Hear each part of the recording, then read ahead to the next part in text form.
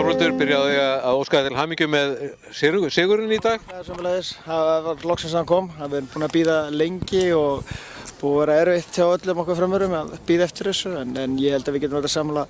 Við erum búin að spila ágætlega í sumar en hlutin er ekki dottið með okkur en í dag loksins klárum við það og það var virkilega gott hugafar og barátta í dag.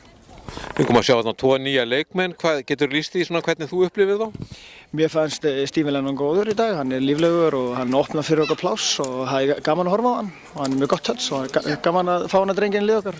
Hólbert er ungur og skemmtilegur strákur og ég hann eftir að lyfta okkur og lyfta upp deildinni líka.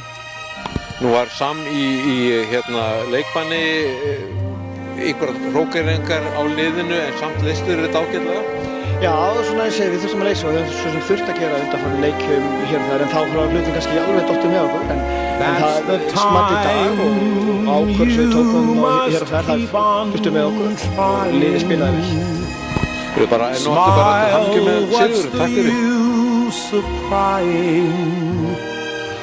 You'll find that life is still worthwhile if you just